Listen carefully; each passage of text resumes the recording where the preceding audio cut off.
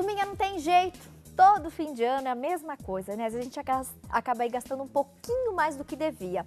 São muitos presentes, as lembrancinhas que a gente faz questão de agradar aquelas pessoas que a gente gosta. Às vezes acaba gastando bastante também com os próprios produtos da ceia de Natal. Tem amigo oculto, amigo secreto, é o pessoal da ginástica que se reúne, é o pessoal da empresa que se reúne, é aquele grupo de heteiras que se reúnem e não adianta, a gente acaba gastando mesmo um pouquinho mais. O problema é que janeiro também é um mês que a gente tem muitas contas para pagar. Você sabe do que eu estou falando, né? Janeiro, para quem tem filho, material escolar, às vezes renovação de matrícula, se é colégio particular. Tem IPTU, IPVA, são tantos impostos e é importante a gente de fato se programar para não ficar no vermelho, para não ter dor de cabeça, de repente para você não se endividar num cartão, não pagar juros altíssimos. Por isso a gente está convidando hoje um professor e consultor financeiro para dar algumas orientações. Quem participa conosco no nosso cantinho de bate-papo e informação, Eli Borochovicius, conhecido como Professor Borô. A gente até mandou um abraço para todo mundo aí da PUC Campinas, né? Uma universidade, inclusive, super conceituada aqui na região e consultor financeiro. Muito obrigada, viu, professor Borô, pela presença no programa. Eu que agradeço. Acho que é um momento ímpar que a gente tem de falar de um assunto que está no dia a dia, está presente no dia a dia das pessoas e que as pessoas, às vezes, têm um pouquinho de receio de conversar. Então, essa é uma boa oportunidade, eu fico muito contente de estar aqui. Não adianta, né, professor Borô? A gente sempre vê todo final de ano, vocês, consultores financeiros, passando dicas. Mesmo assim, algumas pessoas não tem jeito, acaba se endividando, acaba gastando até o que não tem. O que é bacana a gente ter como prioridade? Ou, de repente, como a gente pode se programar melhor para evitar essas dores de cabeça? Bom, na verdade, o que acontece é que as pessoas elas não têm educação financeira. Não se fala de dinheiro em casa, não se fala de planilha, não se fala de orçamento. E essas palavrinhas, elas são difíceis, né? de difícil compreensão das pessoas. O ideal para que as pessoas possam se planejar é traçar o objetivo. Então, se eu tenho um objetivo traçado, se eu sei para onde eu quero ir, fica mais fácil de identificar onde eu devo alocar os meus recursos. Então, primeira coisa, traça o objetivo. Objetivo de curto prazo, o que é que eu quero fazer com o dinheiro ao longo desse mês, ao longo de 2 meses?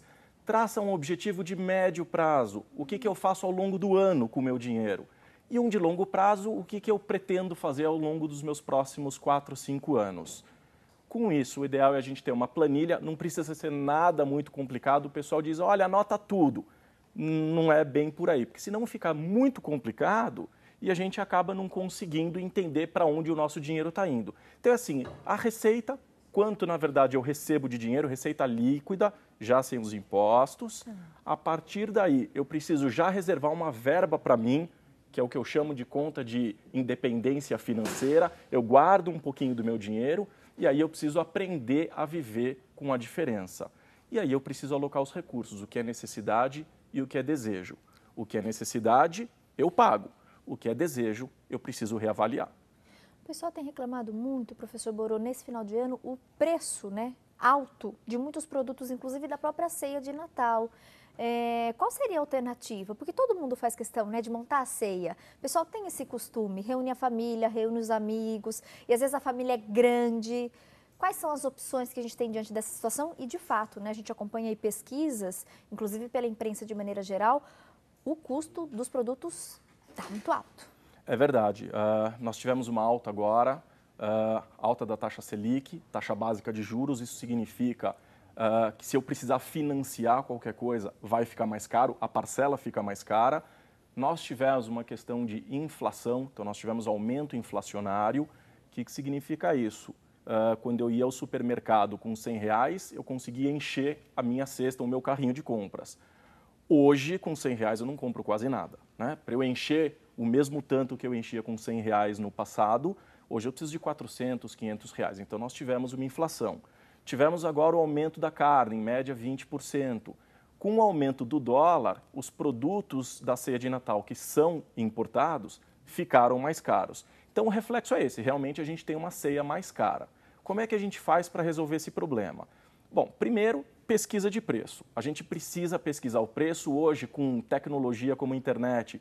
Fica mais fácil da gente identificar onde estão as melhores ofertas. E às vezes dá uma diferença imensa, né? A de um diferença lugar ela pro pode outro. ser muito, muito grande. Então, primeira dica é pesquisa mesmo, não precisa ter vergonha de pesquisar.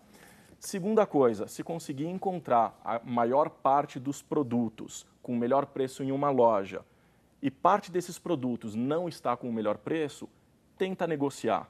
Às vezes dá negócio, às vezes tem condições de chegar a um acordo financeiro que possa ser interessante para o comprador.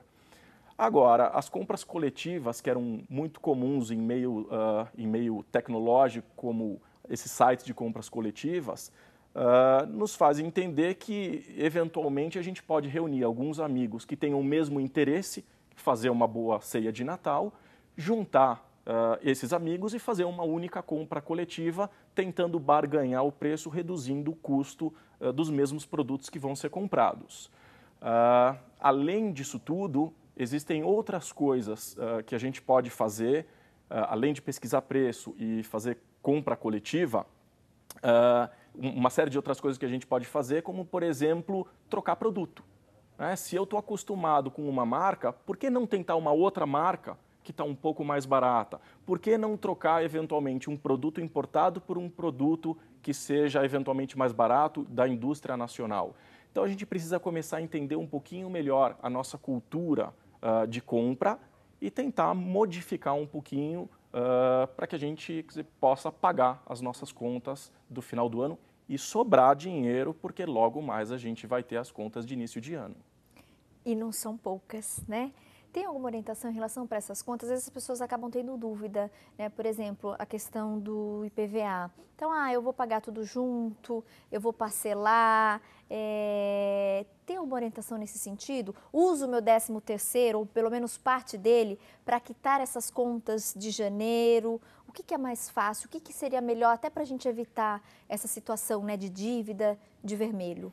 Olha, para quem já tem o seu orçamento pronto, normalmente o 13º ele é utilizado para investimento. Mas para aquelas pessoas que ainda não fizeram esse planejamento, é importante que comece já a planejar 2015. Então eu posso usar parte do meu 13º para quitar as minhas dívidas, se é que elas existem nesse ano agora ainda de 2014. É importante quitar as dívidas porque as taxas de juros estão muito altas, então eu aproveito o dinheiro que eu tenho para me livrar dessas dívidas e começo já a repensar no próximo ano. Agora, IPVA eu posso parcelar em 3 meses, normalmente. Eu preciso fazer a conta, qual é o juro embutido nisso? Quanto é que eu recebo de juro quando eu faço uma aplicação financeira? Para as pessoas que têm o hábito de deixar o dinheiro em poupança, que rende 0,48%, 0,5% ao mês, e normalmente poupança é 0,5 mais ATR, e a ATR hoje é quase nula, é muito próximo de zero. Então a gente pode dizer que hoje poupança remunera 0,5. Com uma inflação a 0,6, 0,65, quem guarda dinheiro em poupança está perdendo dinheiro. Então aquelas pessoas que hoje deixam o dinheiro na poupança, elas estão sendo remuneradas a 0,5% e estão pagando 3%. Então o ideal é que se livre da dívida o quanto antes, porque eu recebo menos do que aquilo que eu pago. Então o ideal é, dentro da taxa de juros, se ela for mais alta do que aquilo que eu recebo nos meus investimentos, se livra da dívida, já sai pagando. Agora, muito cuidado, porque nem sempre cabe no bolso, porque a gente tem IPVA, a gente tem IPTU, uniforme, matrícula escolar, material escolar, enfim, tem uma série de dívidas que aparecem para a gente, uma série de despesas que normalmente a gente, se não tem um orçamento muito bem feito, um planejamento bem elaborado, a gente acaba esquecendo e aí se enrola. Por isso que é importante, já agora, desde o comecinho de 2015, né, a gente já ir organizando as nossas contas para quando chegar no final de 2015 e a gente se preparar para 2016, você de fato conseguir ter uma situação confortável. Você passou uma informação muito interessante, eu queria até ressaltar. Você disse que hoje não é bacana, de repente, quem tem um pouquinho de dinheiro lá guardado, investido na poupança, que a poupança não está rendendo muito, que acaba não valendo muito a pena. Qual seria uma alternativa? Então, onde eu poderia deixar esse meu dinheiro para render mais? Bom, existem várias alternativas, vários produtos financeiros no mercado. Por exemplo, o que é o melhor, o mais seguro? Então, e até fácil também, porque às vezes as pessoas têm essa dificuldade, né? Por exemplo, quando a gente fala em comprar ações na bolsa, assusta um pouquinho o pessoal de casa. Então, tem um caminho mais fácil e seguro? De repente, eu não vou deixar meu dinheiro na poupança, que está rendendo pouco, mas eu tenho um dinheirinho legal que eu quero investir, para quem sabe lá na frente, né? Eu tenho um montante maior. Olha, o que eu costumo dizer é tudo aquilo que a gente aprende, tudo aquilo que a gente estuda, fica fácil. Então, primeira coisa, eu não posso ter preguiça de conhecer o produto que eu vou adquirir. Se dinheiro é importante para mim, se faz parte da minha vida e eu preciso investir esse dinheiro, eu preciso conhecer os produtos disponíveis no mercado, né? Então, assim, primeira coisa, vamos desmistificar a Bolsa de Valores. Talvez nesse momento não seja interessante comprar ações, porque o mercado não está legal, o mercado está em queda, mas a gente precisa desmistificar o que é comprar ação. É investir numa empresa esperando receber os lucros disso. Então, anualmente, as empresas distribuem os dividendos. Essa oscilação de preço de mercado, de sobe e desce, para o investidor não é tão importante. Porque quando eu compro uma ação e eu espero receber os lucros, a volatilidade de mercado ela não é importante. Então, se eu hoje tenho R$100 e o preço da ação caiu para 50, quanto é que eu perdi? Nada, porque eu não vendi a ação. Depois ela subiu para 150, quanto é que eu ganhei? Nada, eu não vendi a ação. Então, o que importa para o investidor quando ele compra uma ação é receber os lucros, é receber os dividendos. Então, tem que desmistificar um pouquinho esse negócio de que é complicado. Nada é complicado, a gente precisa estudar um pouquinho. Agora, como dica, depende do perfil do investidor. Tem gente que é mais arrojado e tem gente que tem um perfil mais conservador. Para aqueles que têm um perfil mais conservador, o mais indicado é que vá juntando um pouquinho de dinheiro na poupança até ter uma verba minimamente, e aí eu não estou dizendo nada, não é muito dinheiro não, R$1.000 já é o suficiente para começar a pensar em tesouro direto, e aí vai comprar letras e notas do tesouro. Isso significa que eu estou comprando um pedaço do papel do governo, o governo precisa de dinheiro para financiar as suas obras, as suas coisas, e aí ele toma o dinheiro emprestado e ele pode tomar o nosso dinheiro emprestado e depois nos remunerar por isso.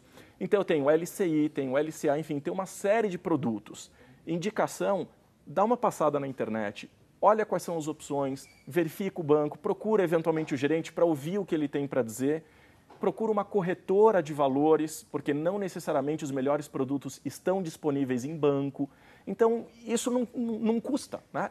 Ligar para uma corretora de valores e perguntar como é que funciona, às vezes pode ser uma excelente alternativa, né? Para aquelas pessoas que querem que o seu dinheirinho renda mais. Sem dúvida nenhuma. Adorei. Professor Borô, posso contar com você numa outra oportunidade aqui? Lógico, estou aqui à disposição. Adorei nosso bate-papo. E é bom a gente também, né? Você falando agora, é importante, você falou assim, Tati, hoje as pessoas não têm educação financeira.